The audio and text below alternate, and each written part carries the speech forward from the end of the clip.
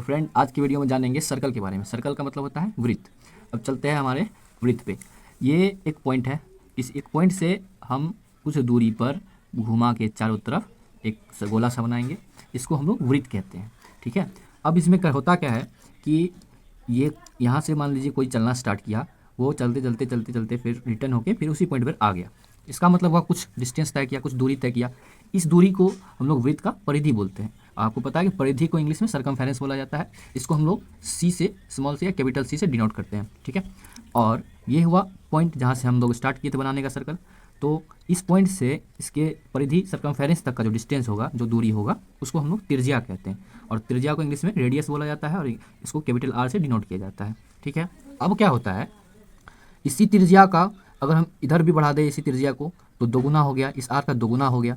तो इस एक साइड से दूसरे साइड तक त्रिज्या को बढ़ा के दोगुना कर दिया जाए तो इसे वृत्त का डायमीटर या व्यास कहते हैं, जो कि आप लोग यहाँ देख सकते हैं। यू पी क्यू इस वृत्त का डायमीटर है, इसको इंग्लिश में डायमीटर और हिंदी में व्यास कहते हैं। और ओ एम, ये ओ रहा और ये एम रहा, ये हमारा त्रिज्या हो गया जिसको मैंने स्मॉल आर से रेडियस डिनोट कर दिया है। अब आते हैं, यहाँ से कोई चल के, जैसा कि मैंने पहले बताया, यहाँ से कोई चल के रिटर्न इसी पॉइंट पे आता है तो वो कितना डिस्टेंस तय किया, कितना दूरी तय किया, इसको निकालने के लिए, इस चीज़ को परिधि कहते हैं, इसको निकालने के लिए फॉर्मूला आता है जिसको हम लोग वृत्त की परिधि कहते हैं। वृत्त की परिधि का फॉर्मूला होता है 2πr। और जैसा कि आप लोग को पता है कि पाई इज इक्वल टू होता है 22/7, पाई बराबर 22/7। तो वृत्त की परिधि के लिए 2 गुना 22/7 गुना आर कर देंगे तो वृत्त की परिधि हो जाएगा। अब आते हैं व्यास पे। जैसा कि मैंने पहले ही बताया, त्रिज्या का दोगुना व्यास होता है, तो त्रिज्या आर था, फिर एक बार आर इसमें जोड़ देंगे तो इधर भी आर आपका बढ़ जाएगा, तो ये हो जाएगा आपका त्रिज्या का दोगुना।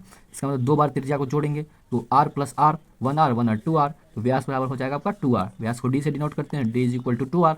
अब हमको रेडियस पता है, डायमीटर जो है पता ही नहीं है, सॉरी आर निकालने के लिए है, डी नहीं पता है, तो सॉरी डी पता है, आर निकालना है। इसके लिए क्या करते हैं, इस आर को रखेंगे इधर और 2 को इधर भेज देंगे तो d/2 हो जाएगा। ये हमारा हो जाएगा रेडियस का फॉर्मूला।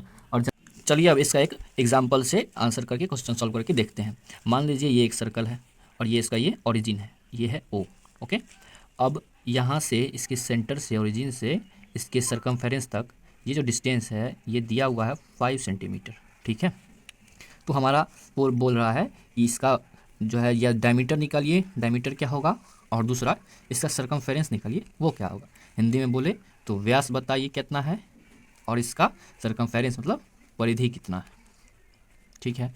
इसके लिए हम लोग क्या करेंगे, जो डेटा दिया हुआ है पहले वो लिख देंगे। लिखेंगे क्या, हिंदी में दिया है, क्या दिया है, तो हमारा रेडियस दिया है, स्मॉल आर दिया है कितना, 5 सेंटीमीटर, इसको लिखेंगे 5 सेंटीमीटर। ओके। अब हमको निकालना क्या है, एक तो डायमीटर निकालना है और दूसरा सरकमफेरेंस निकालना है। तो डायमीटर इज इक्वल फार्मूला मैंने पहले ही बताया कि डायमीटर इज इक्वल होता है 2r, तो r की जगह पे 5 है तो d is equal to 2 multiply r का equal 5, therefore d is equal 5 to 10, 5 दूने 10, तो d हमारा कितना आ गया, 10 आ गया, व्यास हमारा 10 आ गया। अब मुझे सरकमफेरेंस निकालना है, c निकालना है। c is equal to formula होता है 2 इंटू पाई इंटू आर। अब वैल्यू पुट करने के बाद हम इसको सॉल्व करेंगे तो ये हो जाएगा हमारा 220/7, और जब हम इसका वैल्यू निकालेंगे तो ये हो जाएगा 31.42 सेंटीमीटर। यही हमारा आंसर हो जाएगा और यही हमारा सरकमफेरेंस ऑफ द सर्कल हो जाएगा। Thank you for watching.